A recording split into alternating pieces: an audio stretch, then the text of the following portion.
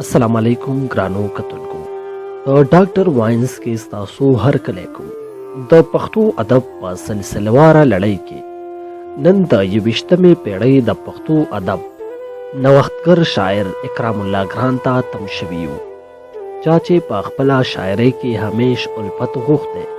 او د نفرتونو یې کرکه کړې که څوک مې وجنې لاس یې هم نه نیسم زما په یو حالت کې شر نه لګي هغه دهقان یم که د ولږې مرمه بغیر د ګلو مې بل کر نه لګي بغیر د ګلو مې بل کر نه لګي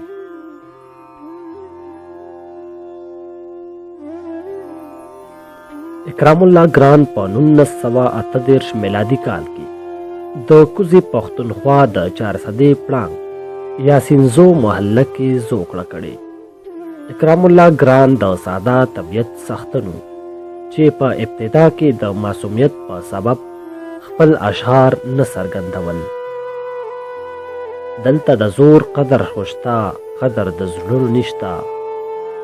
د زور مخکې هیڅ انسانیت د سرو ګلونو نشتا رنګین به وي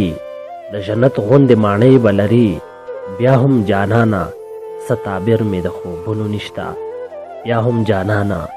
ستابر مې د خوبونو نشتا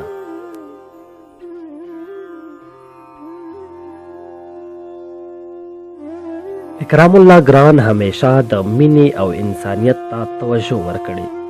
چې په دې سبب یې هر شعر د اوریدونکو په زړه خاص اثر کوي او د اکرام الله ګران احساس ستایي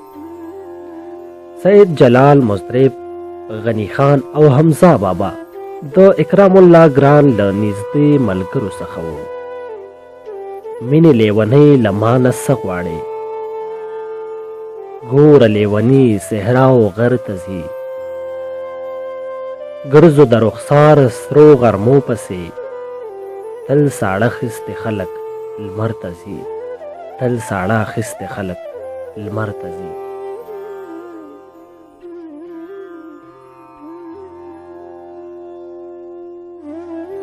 اکرام الله ګران د 21مې پیړۍ د هغه نومیالو پښتنو شاعرانو څخه راځي چې جدید ادب لري وده ورکړه د اکرام الله ګران لومړی کتاب زما غزل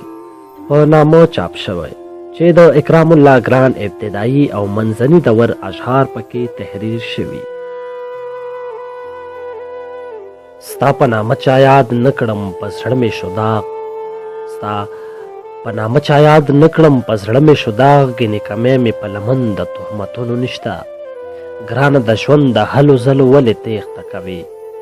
ګرانه د ژوند د هلو ځلو ولې تېښته کوې تریخ حقیقت سره اونۍ د قسمتونو نشته تریخ حقیقت سره اونۍ د قسمتونو نشته